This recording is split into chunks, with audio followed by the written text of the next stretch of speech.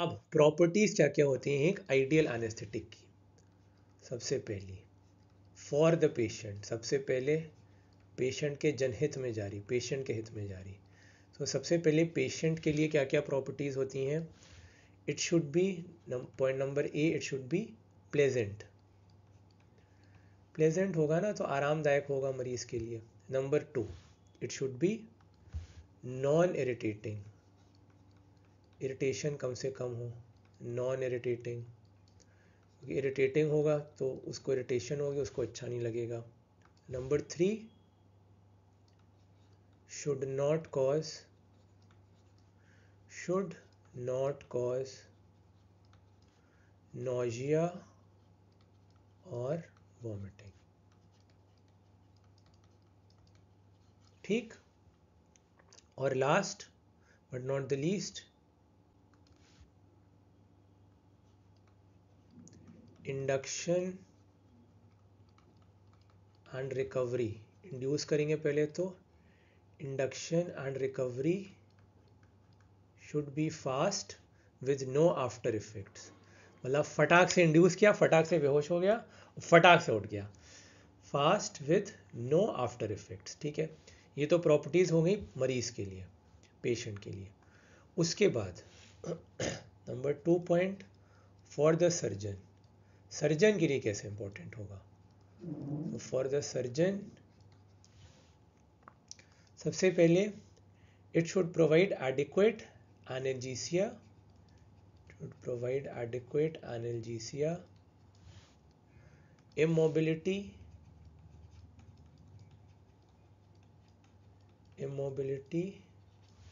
और last but not the least, muscle relaxation.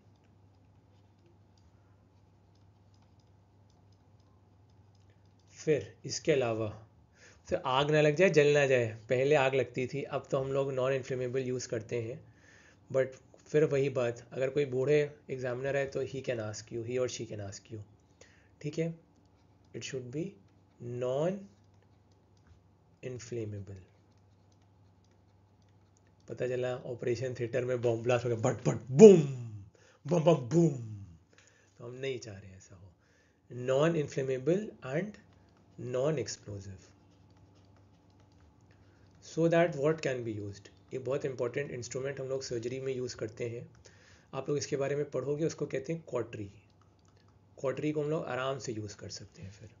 ठीक है, तो पहले सर्जन के लिए, पेशेंट के लिए हो गया, सर्जन के लिए हो गया। ठीक। अब एनेस्थेटिस्ट, भैया जो बंदा जिसने एमडी एनेस्थीसिया करा है, जो देने जा रहा है, उसके लिए फॉर द एनेस्थेटिस्ट। ठीक, for the anaesthetist.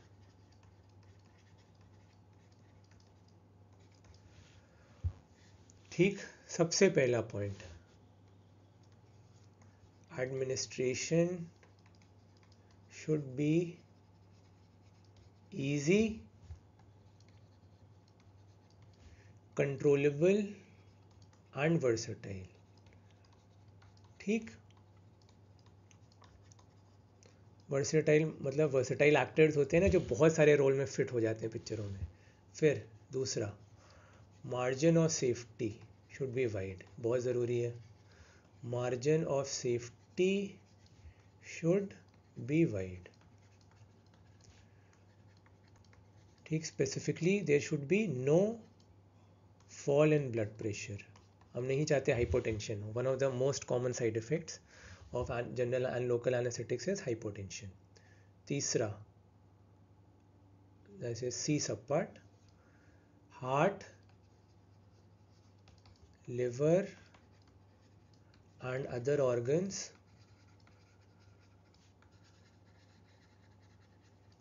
should not be affected। हम ऐसे दें कि हार्ट, लिवर और बाकी ऑर्गन्स इफेक्ट ना हो। ठीक है, फिर number 4, it should be potent. Potency is defined as the amount of a substance required to produce a response.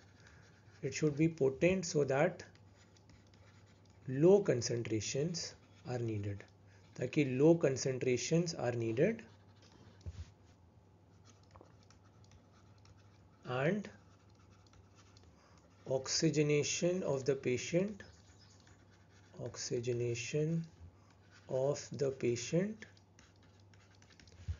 does not suffer.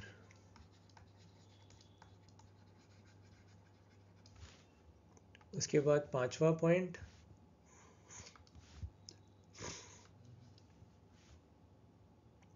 rapid adjustments in depth of anesthesia, rapid adjustments in depth of anesthesia should be possible.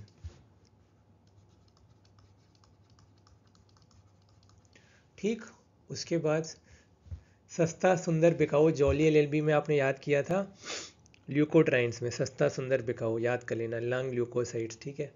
तो ये होना चाहिए सस्ता सुंदर और टिकाऊ। So it should be cheap, stable and easily stored.